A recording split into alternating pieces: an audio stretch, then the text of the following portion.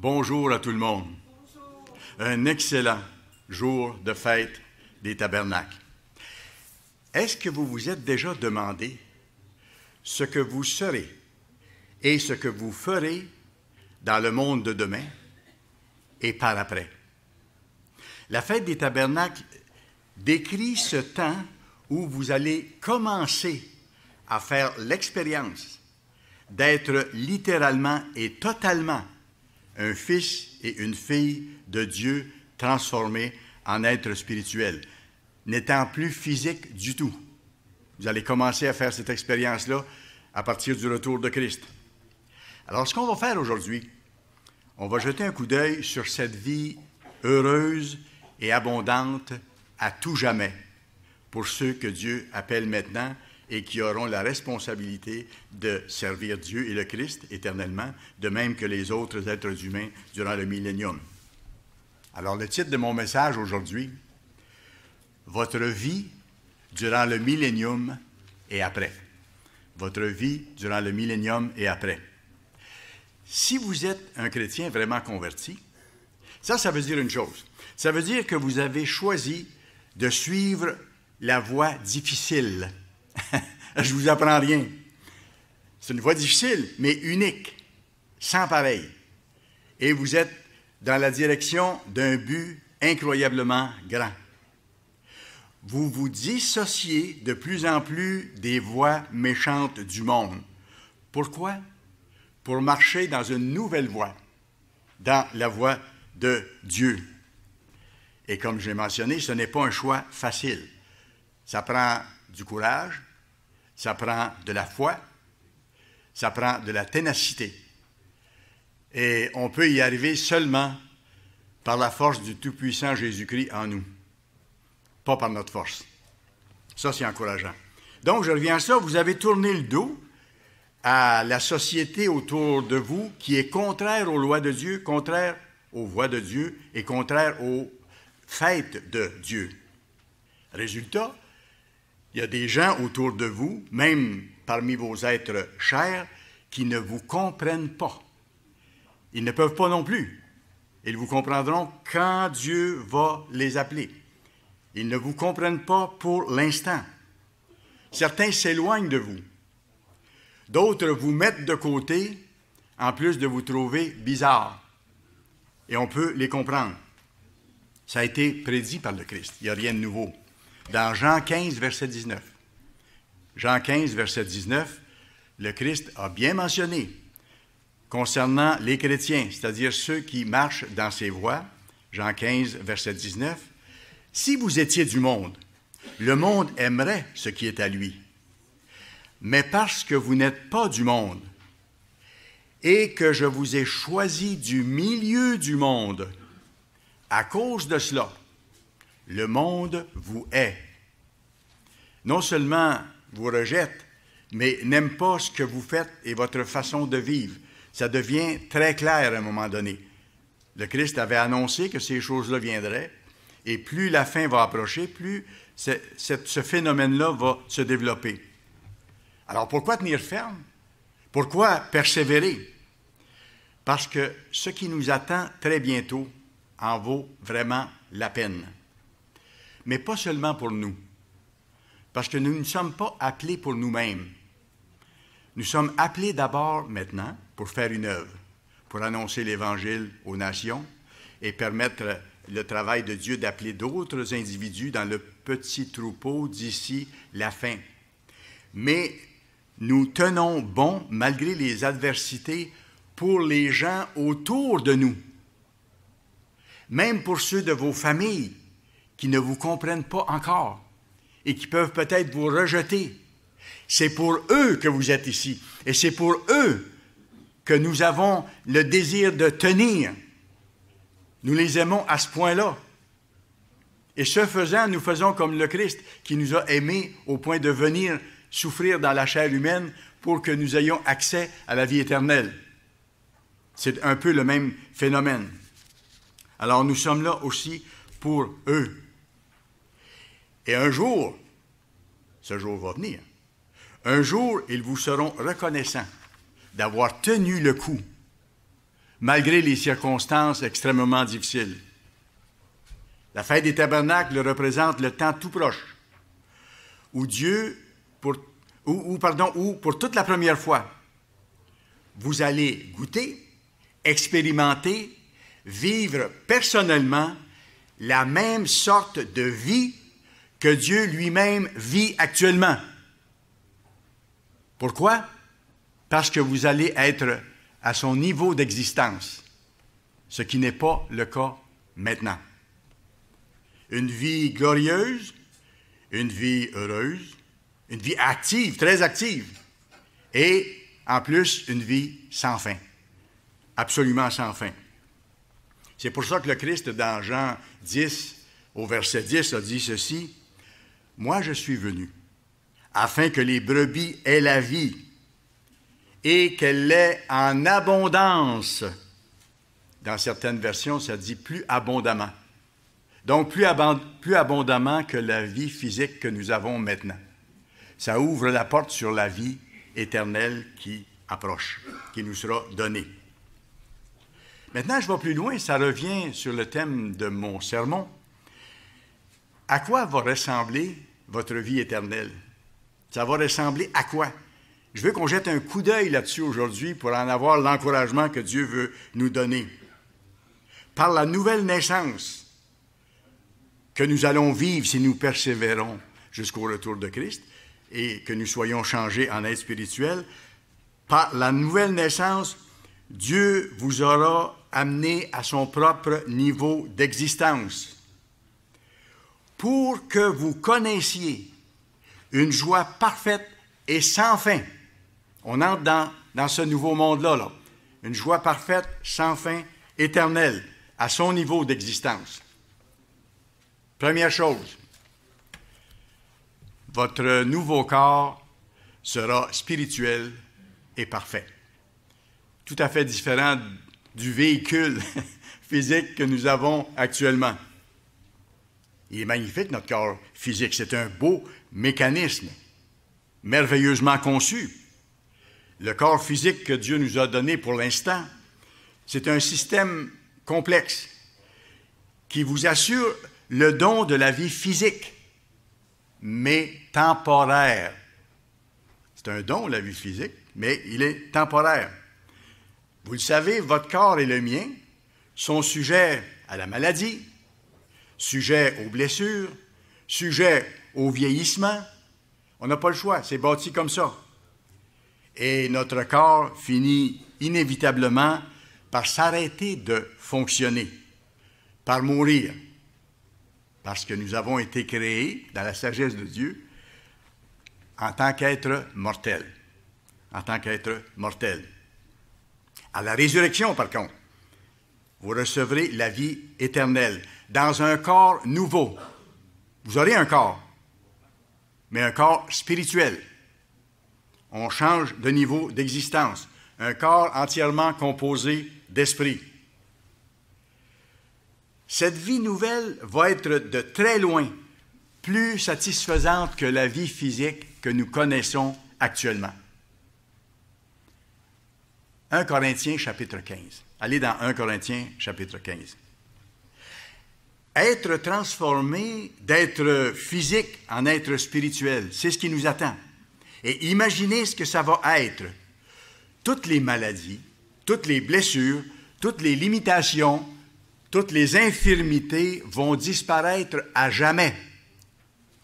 Tous les handicaps, tous les effets de vieillissement, ça n'existera plus pour nous à ce moment-là, à cause de notre corps spirituel.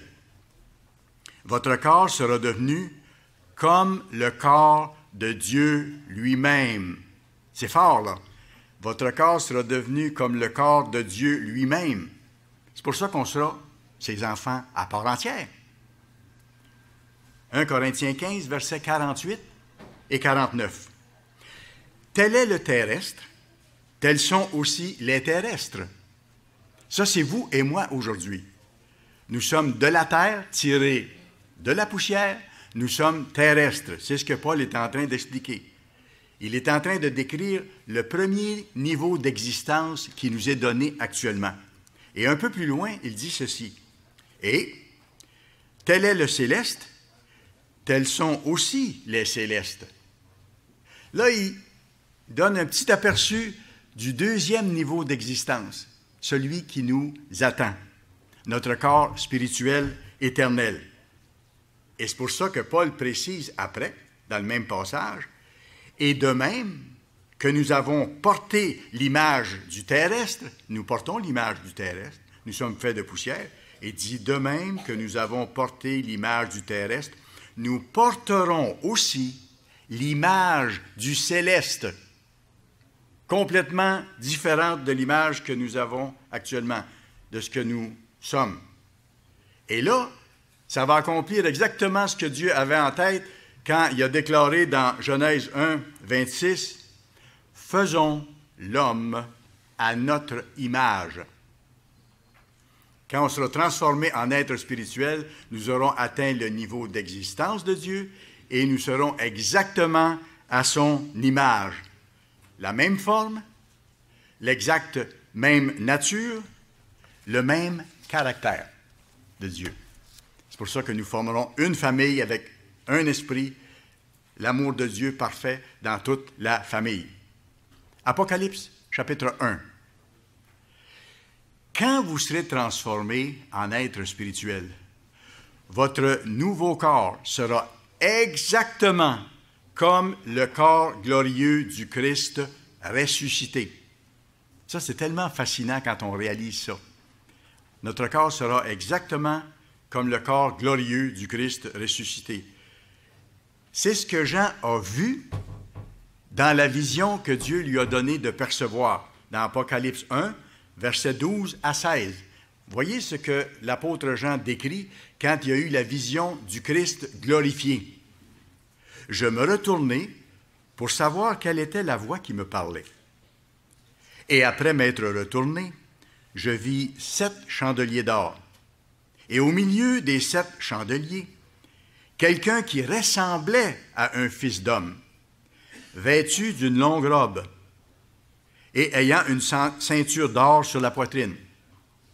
Sa tête et ses cheveux étaient blancs comme de la laine blanche, comme de la neige. Et nous, on connaît ça, la neige au Québec. Ses yeux étaient comme une flamme de feu. Fantastique. Ses pieds étaient semblables à de l'airain ardent, comme s'il avait été embrasé dans une fournaise, comme du métal en fusion. Si vous avez déjà vu ça, c'est impressionnant.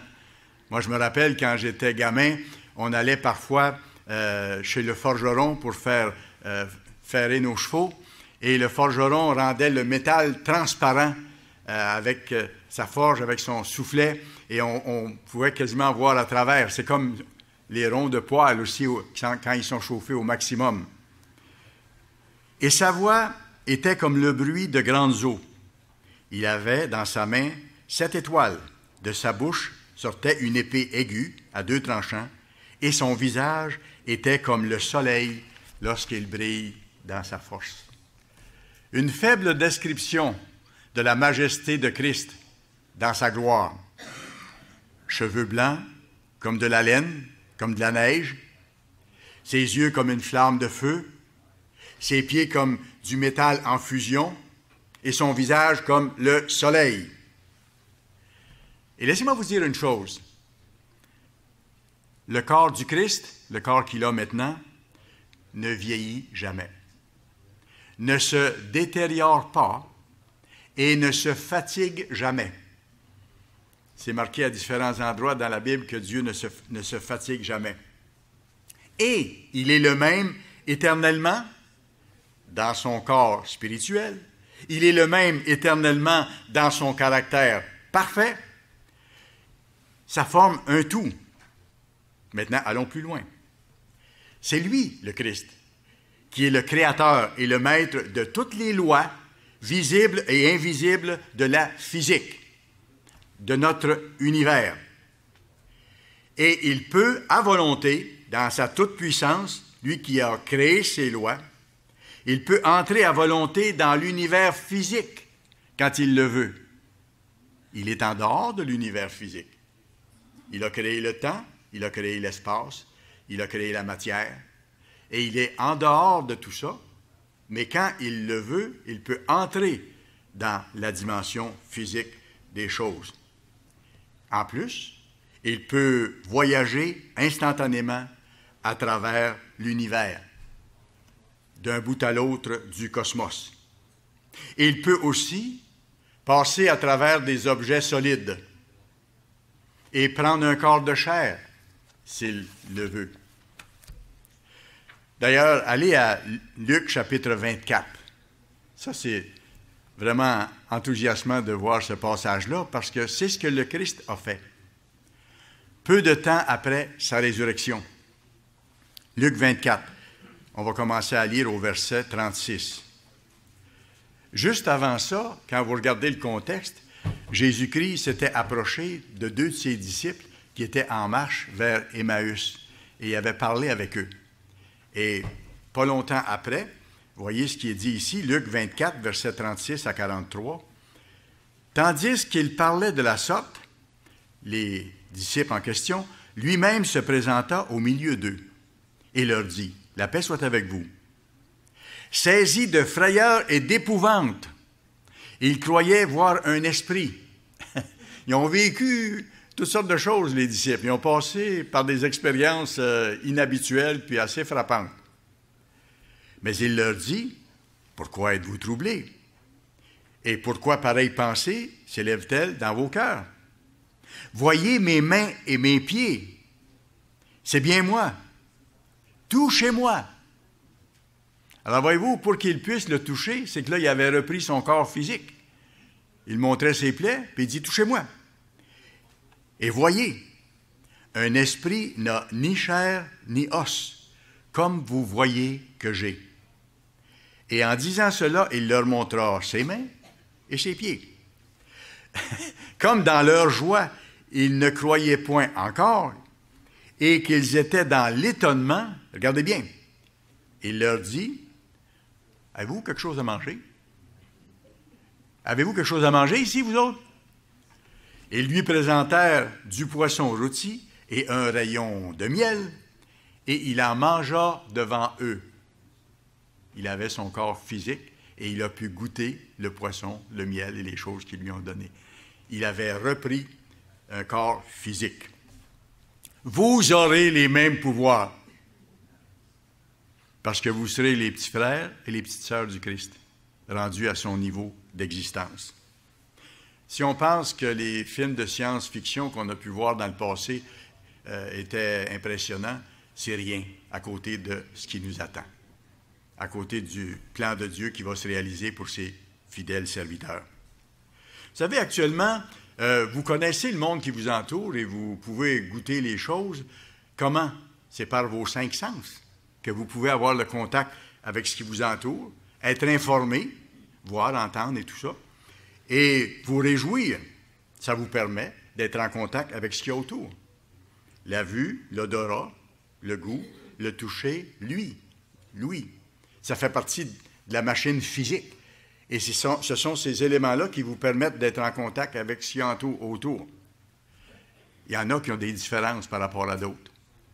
Je connais un monsieur, moi, dans l'Église de Québec, qui peut goûter les choses beaucoup plus que moi.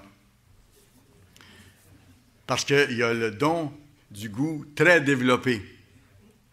À tel point qu'il peut aller dans un restaurant, on l'a vécu déjà avec lui, manger le mets qui va lui être présenté et savoir exactement ce qu'il y a dans les mets, les assaisonnements, puis un peu le dosage des assaisonnements. C'est phénoménal. Ça me frappe de voir ça. Je ne dirais pas que c'est M. Ongaro parce que je ne veux pas le mettre mal à l'aise.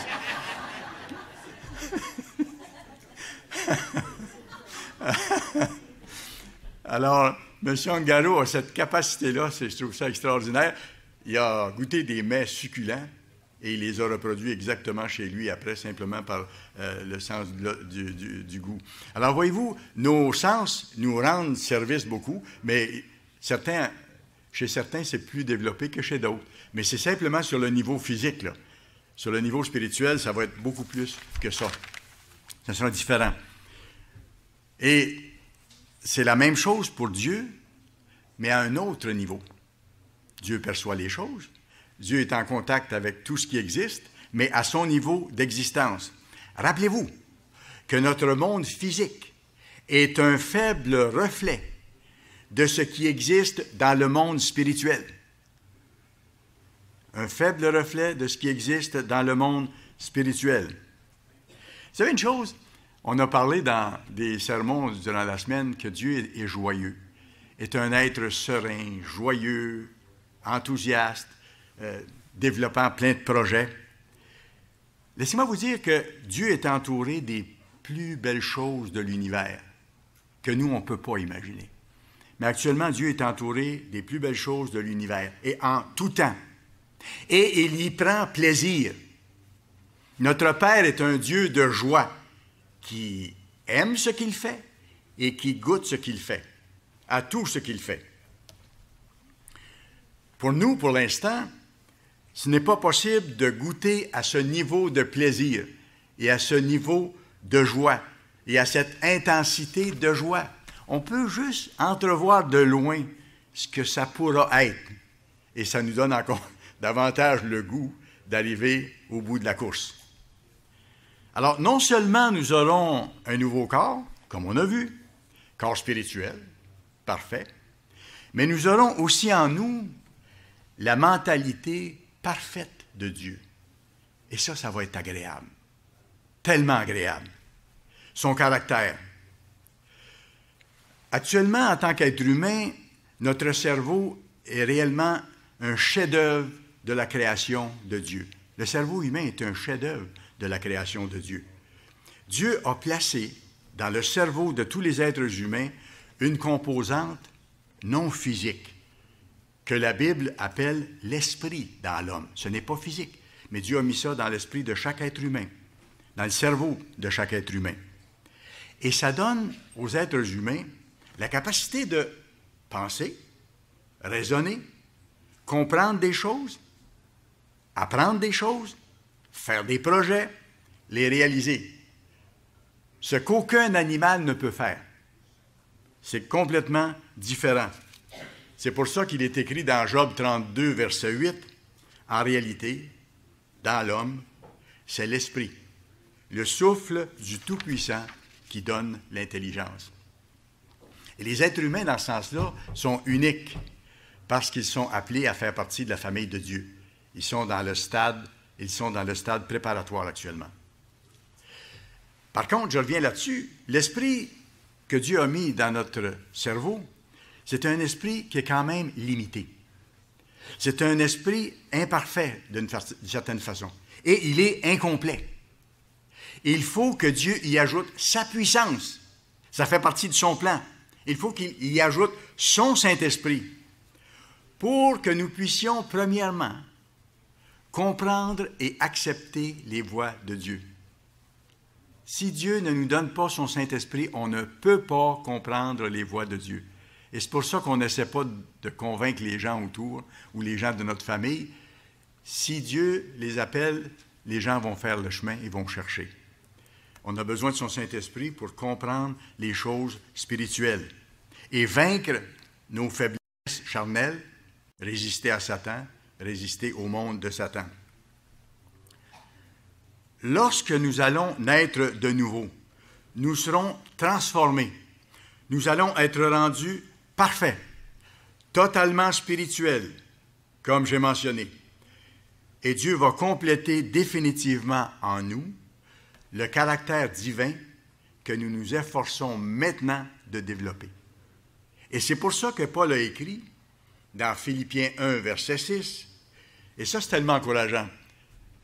Il a dit ceci, « Je suis persuadé que celui qui a commencé en vous cette bonne œuvre, et il l'a commencé dans ses appelés maintenant, celui qui a commencé en vous cette bonne œuvre, la rendra parfaite pour le jour de Jésus-Christ. » Voyez-vous, si on est en marche pour développer encore son caractère au moment où le Christ va revenir, il va rendre ce caractère-là parfait, il va le finaliser dans la direction où nous serons. C'est pour ça qu'il faut persévérer jusque-là. Et en tout temps, quand il nous aura rendus parfaits le jour où le Christ va revenir, nous allons avoir le caractère parfait de Dieu. Vous allez voir qu'est-ce que ça veut dire aussi. C'est que nous serons constants. Nous serons totalement prévisibles. Caractère parfait. Et nous serons comme le Christ, dans ce sens-là, le même, pour ce qui nous concerne nous, le même au moment de notre transformation totale en être spirituel, le même ce jour-là, le même le lendemain, le surlendemain, 1000 ans après, 10 000 ans après, 1 million d'années plus tard. Le Christ est le même éternellement, mais nous serons le même à partir du jour où nous allons rentrer dans l'éternité. Et ce qui est formidable, ce qui m'encourage, c'est que nous ne pécherons jamais. Nous ne pécherons plus. 1 Jean chapitre 3, verset 9. 1 Jean chapitre 3, verset 9. Quiconque est né de Dieu ne pratique pas le péché, parce que la semence de Dieu demeure en lui, et il ne peut pécher parce qu'il est né de Dieu. Et ici, il y a deux niveaux d'explication, ou deux niveaux de compréhension dans cette phrase-ci. C'est que pour le moment, d'abord le mot « né » de Dieu, c'est « génao », comme vous savez sûrement, qui veut dire aussi tout le processus à partir de l'engendrement jusqu'à la naissance. Nous, maintenant, nous sommes engendrés par le Saint-Esprit. Ce que nous faisons, c'est que nous travaillons à ne pas pécher. Donc, celui qui est engendré de Dieu ne veut pas pratiquer le péché. C'est ce que ça veut dire. Mais si on le prend dans sa dimension future, ceux qui seront nés de Dieu ne pourront pas pratiquer le péché. Ils seront capables de ne plus pécher. C'est l'autre dimension des choses. C'est fascinant de voir ça. Mais ce n'est pas tout. Vous allez pouvoir prendre plaisir à apprendre plein de choses. Moi, je sais que je vais avoir plus de temps à ce moment-là que j'en ai maintenant. Et moi, ce qui me fascine, c'est la composition de la terre, la composition des roches. Et des fois, je dis à mon épouse, les roches, ça raconte l'histoire du monde. Et c'est vrai. Quand on regarde la composition des roches, chez nous, à Québec, dans le fleuve, on trouve des roches qui sont un amalgame de différentes sortes de cailloux. Donc, ça raconte qu'il s'est passé des événements majeurs pour que ça vienne ensemble comme ça, que ce soit cimenté. Alors, j'aurai l'occasion de m'amuser à étudier la géologie, l'étude de la terre, l'étude des pierres. Alors, vous allez pouvoir prendre plaisir à toutes sortes de choses comme ça, à découvrir les secrets de l'univers, qui sont pour nous des secrets actuellement, à obtenir des réponses à toutes les questions restées en suspens, à découvrir pourquoi telle ou telle chose sont arrivées dans votre vie. On pourra demander au Christ, comment ça se fait que c'est arrivé telle chose dans ma vie? Et il va nous prendre plaisir sûrement à nous expliquer pour qu'on comprenne davantage notre histoire. Et vous allez avoir, ça c'est intéressant aussi, vous allez pouvoir économiser les petits bouts de papier comme les miens. Là. J'ai plein de petits bouts de papier avec des notes. Vous allez avoir une mémoire parfaite. Donc, vous allez économiser du papier. Vous allez vous rappeler les choses parfaitement. Quand on voit dans la Bible, Dieu dit qu'il compte les étoiles du ciel et qu'il leur donne à toutes des noms. Et je sais qu'il ne les oublie pas. Et quand on sait qu'il y a des groupements de galaxies, de millions de galaxies ensemble, que chaque galaxie a des centaines de milliards d'étoiles, et ainsi de suite, il connaît le nom de chacune. Alors Dieu a une mémoire parfaite, phénoménale. On fera partie de sa famille et nous aurons les mêmes attributs. Il y a plus que ça encore. Rien ne va vous échapper. Rien ne va vous échapper. Dieu peut même, s'il le désire, savoir le sort des petits oiseaux qui tombent sur le sol. On le sait dans la Bible. Hein? Il dit, il sait quand un moineau tombe. Alors, il est conscient de toute sa création. Vous serez plein de sagesse, en plus de ça. Ça, j'ai hâte. Vous serez plein de sagesse pour prendre les bonnes décisions au bon moment. Ce qui n'est pas toujours évident actuellement dans la chair.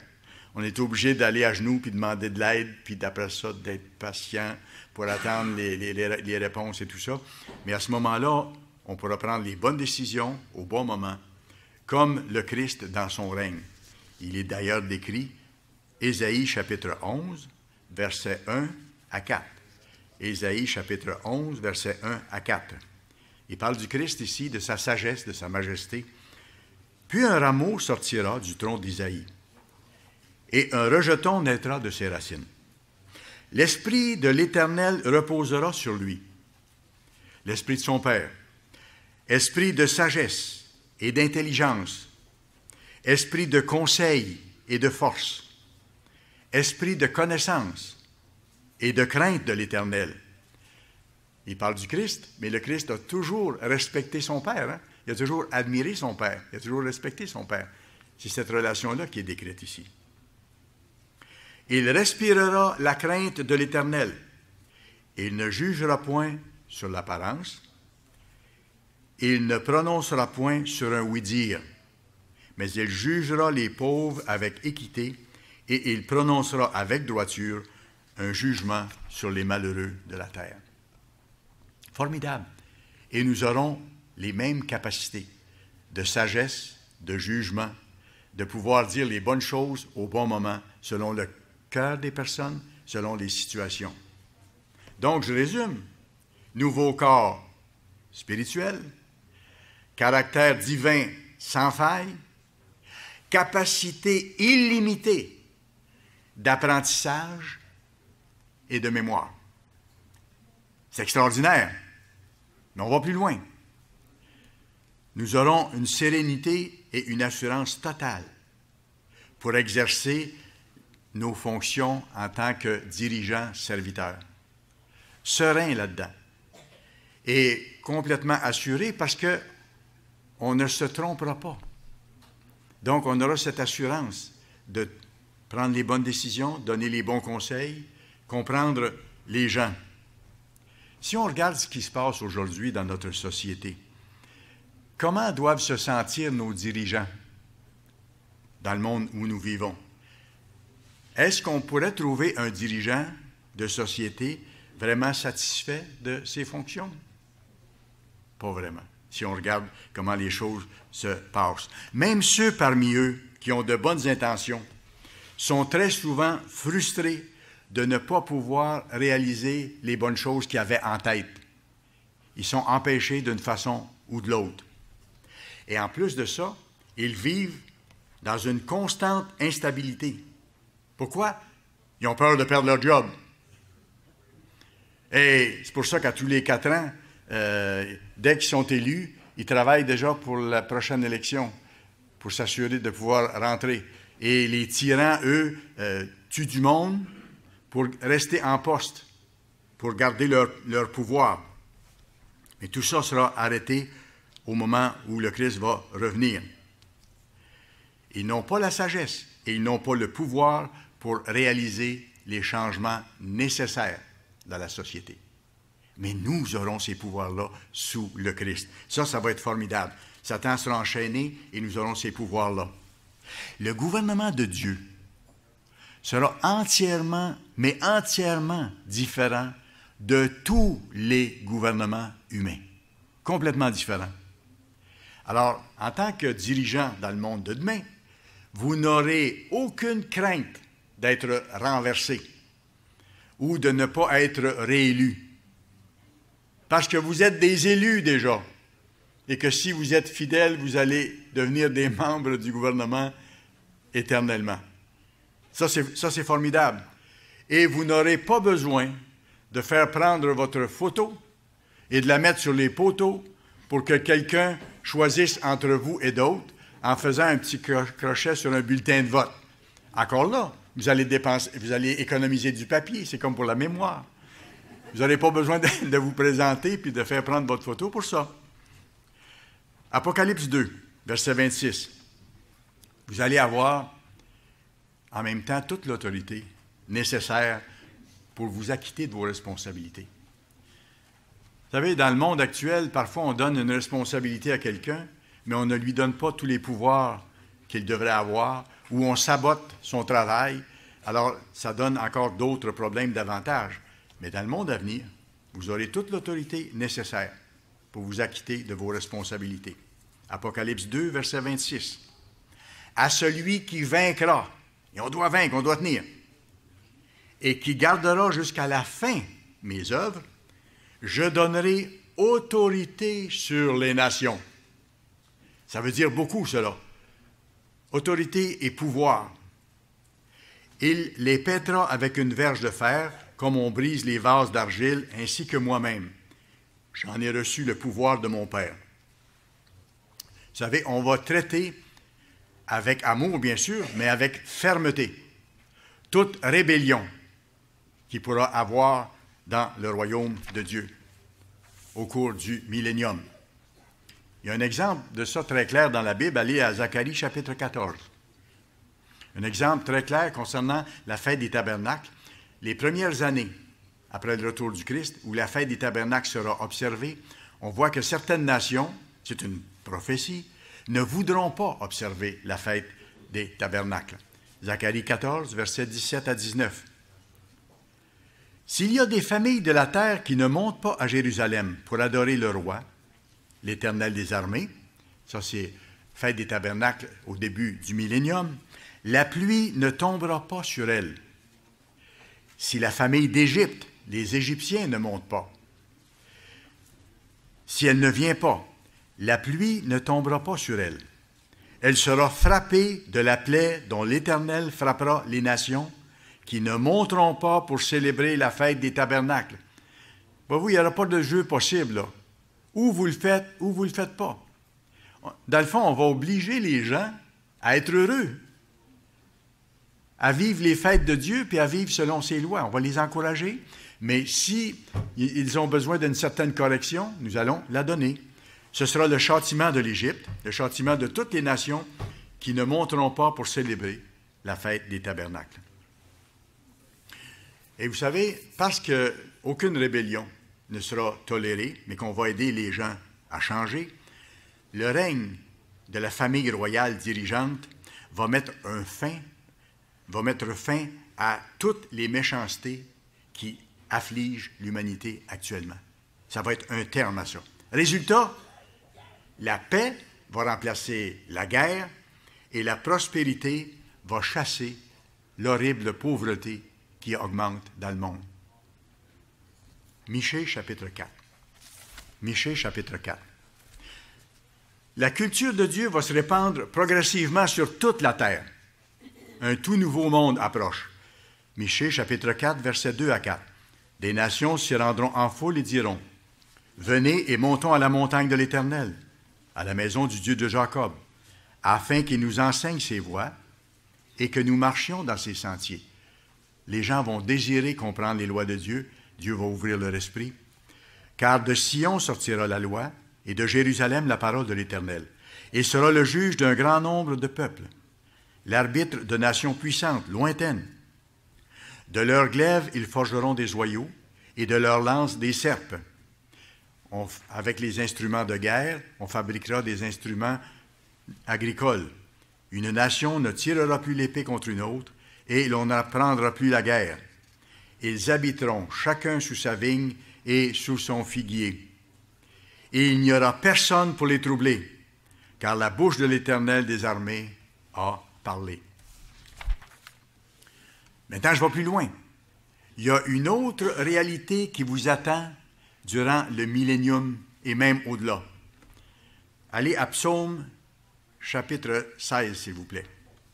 Je ne peux pas m'empêcher de me rappeler ce qu'un membre de l'Église de Québec me dit parfois en blague, M. André Labrie, quand il parle de l'éternité. M. Labrie dit l'éternité, M. Brochu, c'est long. C'est long. L'éternité, c'est long. Surtout vers la fin.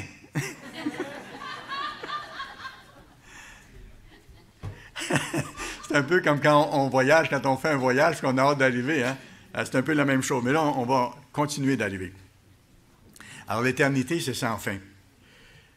Qu'est-ce que vous allez faire? Comment est-ce que vous allez rester heureux? Sachez que Dieu, et ça on le voit par la Bible, se garde toujours heureux. Il fait toujours les bons choix. Et que Dieu s'entoure d'activités agréables, joyeuses et délicieuses. Psaume 16, verset 11. Et c'est ce qui vous attend et c'est ce qui m'attend. Tu me feras connaître le sentier de la vie. Ça, c'est la vie abondante dont le Christ a parlé qu'il nous donnerait si nous sommes fidèles. Tu me feras connaître le sentier de la vie abondante. Il y a d'abondantes joies devant ta face, des délices éternelles à ta droite. C'est juste un petit aperçu de ce qui environne Dieu, de son environnement, qu'il veut partager avec nous. Dieu désire partager ces joies-là, ces délices-là, ces plaisirs-là avec nous, ses enfants précieux, comme M. Heeman nous a tellement bien décrit. Dans la parabole des talents, qu'est-ce que le Christ dit aux serviteurs fidèles? Vous pourrez aller voir dans Matthieu 25, verset 21. Il dit, « C'est bien, bon et fidèle serviteur, vous connaissez le passage. Tu as été fidèle en peu de choses, je te confierai beaucoup. » Mais là, c'est le dernier bout qui m'intéresse dans mon message aujourd'hui. « Entre dans la joie de ton maître. » Voyez-vous, Dieu vit dans un environnement de joie. Et il veut que nous entrions dans sa joie. Je ne sais pas si vous avez déjà vu cette explication-là ou cette compréhension du verset. Il va dire à ses fidèles serviteurs, « Entre dans ma joie, entre dans mon environnement de délices, de bonheur, de plaisir. » C'est ce qui est réservé aux fidèles serviteurs. Et Dieu est en train de se bâtir une famille dont c'est la destinée. Nous allons avoir une vie de famille heureuse, active, comme on goûte ici à la fête. On sera avec notre Père, on sera avec notre grand frère, le Christ, on pourra lui parler directement, on sera avec nos frères et nos sœurs qui auront réussi. Et nous allons pouvoir, écoutez là, nous allons pouvoir adorer Dieu et le Christ directement, en personne.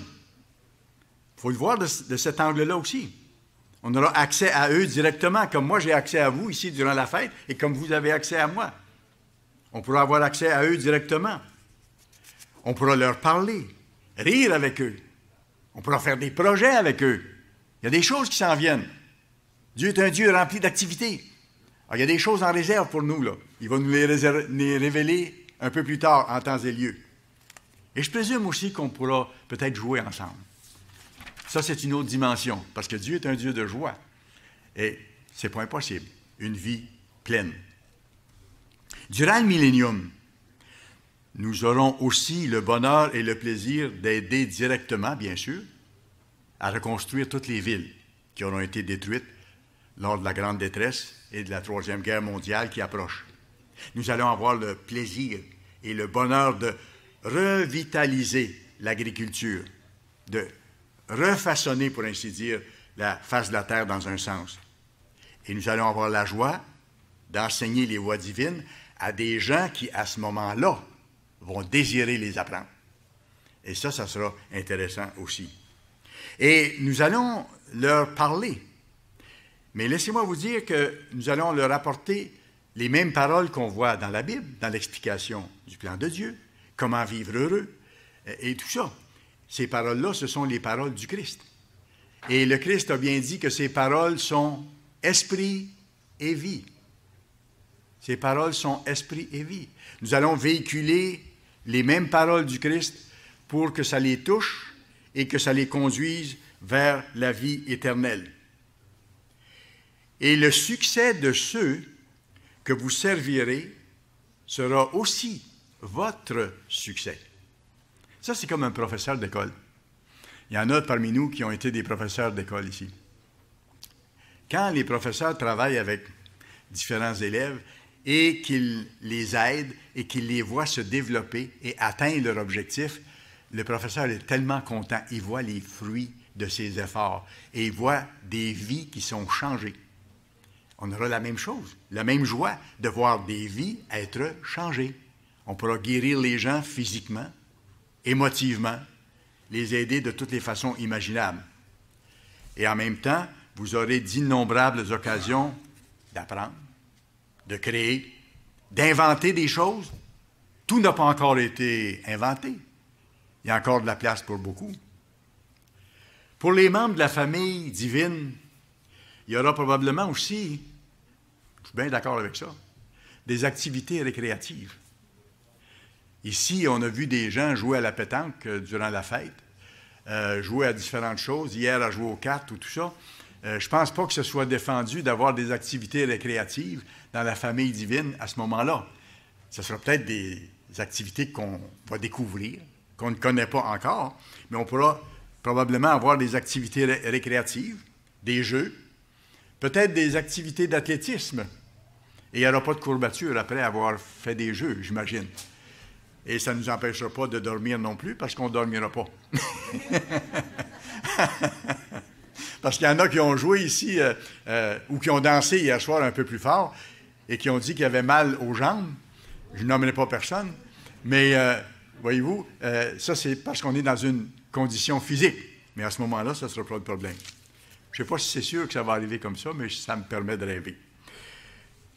On pourra se déplacer comme le Christ sans aucun problème. Vous savez que le Christ, après sa résurrection, est monté au ciel, au trône de son Père, et il est revenu le même jour. Le même jour. Vous irez voir dans Jean, chapitre 20, versets 17 à 19. À l'extérieur du tombeau, après sa résurrection, il a parlé à Marie de Magdala, vous voyez le contexte. Jésus lui dit, « Ne me touche pas, car je ne suis pas encore monté vers mon Père. Mais va trouver mes frères, et dis-leur que je monte vers mon Père et votre Père, vers mon Dieu et votre Dieu. » Marie de Magdala alla annoncer aux disciples qu'elle avait vu le Seigneur et qu'il lui avait dit ces choses. Et regardez après, le soir de ce même jour, qui était le premier de la semaine, les portes du lieu où se trouvaient les disciples étant fermées à cause de la crainte qu'ils avaient des Juifs, Jésus vint se présenter au milieu d'eux et leur dit, « La paix soit avec vous. » Le même jour, il était allé dans l'autre dimension, la dimension spirituelle, et il était revenu pour être avec ses disciples le soir même. Imaginez d'être capable de voyager à la vitesse de la pensée. C'est fantastique. Ça nous dépasse, ces choses-là, mais ça nous fait rêver d'être capable de voyager comme ça. Moi, je rêve d'un voyage en particulier. Je peux vous faire une confidence? On se connaît? Bon, OK. Alors, je vais vous faire une confidence. Il y a une place que j'aimerais aller. C'est sur ma petite liste de visites de l'univers. Il y a une planète qui a été découverte en 2012 par une équipe d'astronomes. Cette planète-là s'appelle 55 Cancri, trait d'union E.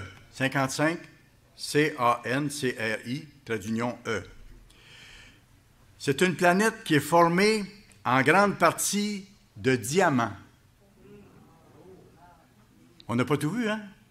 Une planète qui est formée en grande partie de diamants.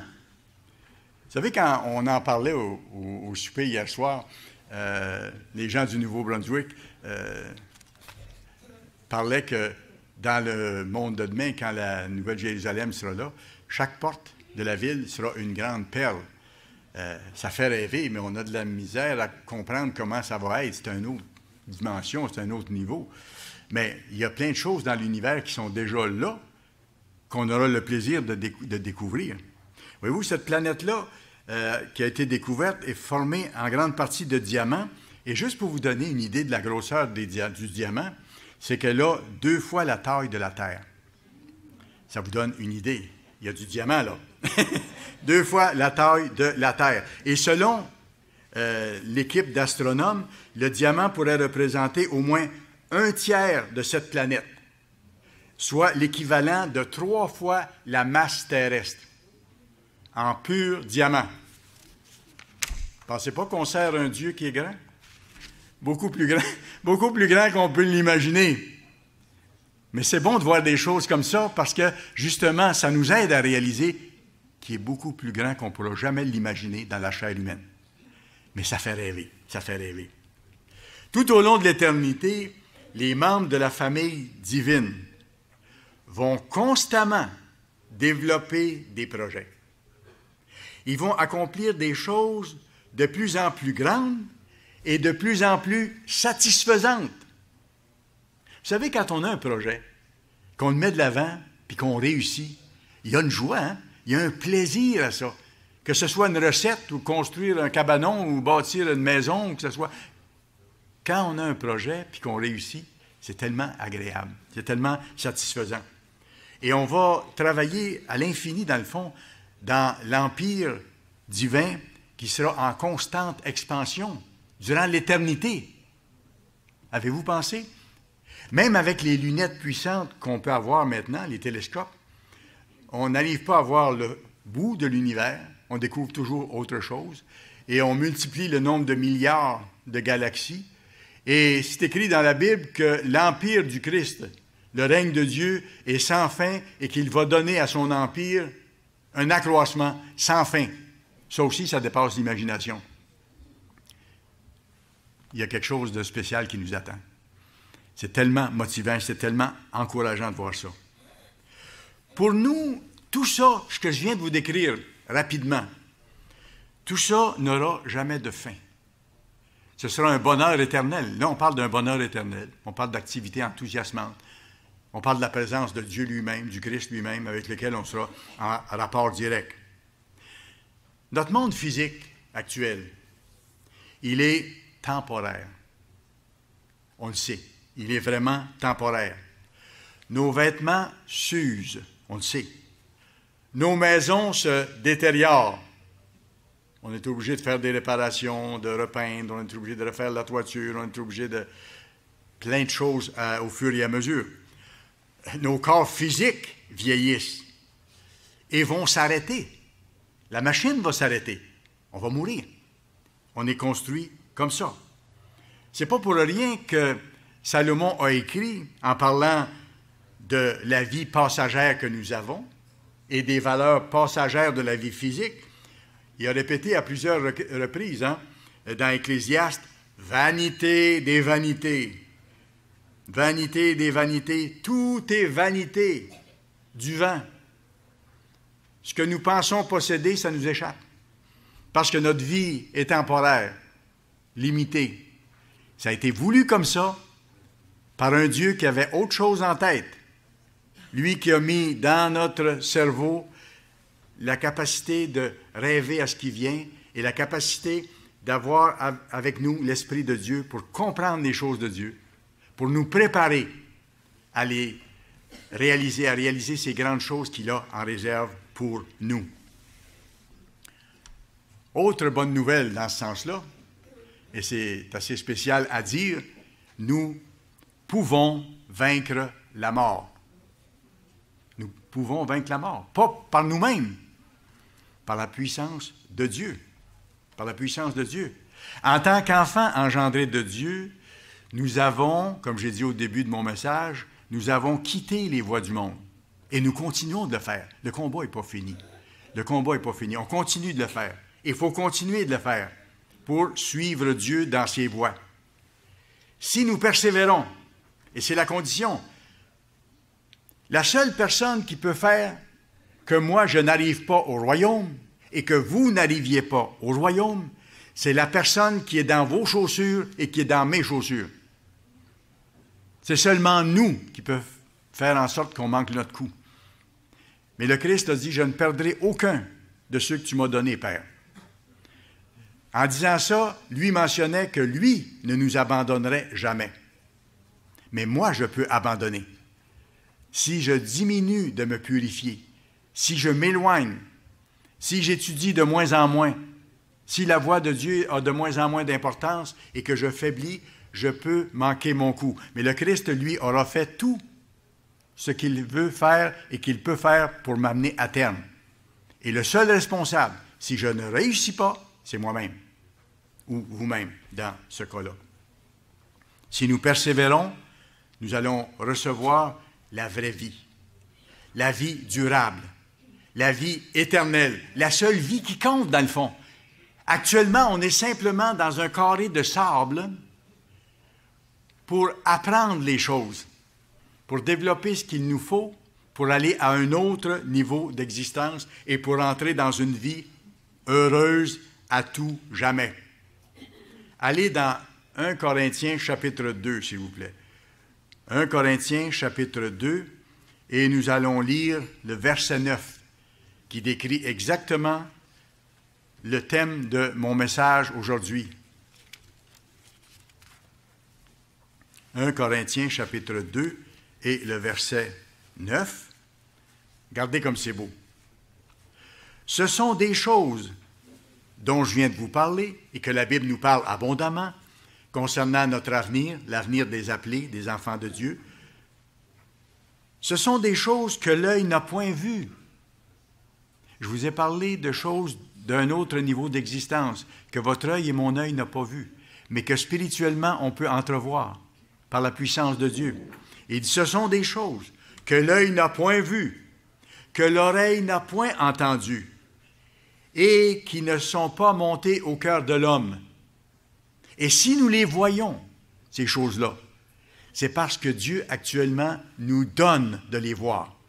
Je devrais dire nous donne de les entrevoir, parce qu'on ne les voit pas dans toute leur majesté ou toute leur amplitude. Ce sont des choses que l'œil n'a point vues. Nous, on les découvre à la fête. Et on les découvre dans nos études bibliques, dans les prières envers Dieu. Ce sont des choses que l'œil n'a point vues, que l'oreille n'a point entendues, et qui ne sont pas montées au cœur de l'homme par elles-mêmes ou automatiquement. Et regardez bien, des choses que Dieu a préparées d'avance pour ceux qui l'aiment, pour ceux qui aiment Dieu. Et on sait que aimer Dieu, c'est s'appliquer à vivre selon ses voies, selon ses lois, avec son aide, parce que seul, on n'est pas capable. Alors, il dit, ce sont des choses que Dieu a préparées pour ceux qui l'aiment, pour vous et pour moi ici. Ce qui attend ceux qui choisissent de persévérer jusqu'à la fin, malgré les obstacles, malgré l'opposition, malgré les persécutions, ce qui nous attend, c'est une vie heureuse, une vie active, une vie productive, sans fin. Pour nous, le millénium, le premier millénaire du règne du Christ, ne sera que le tout début de toute l'éternité.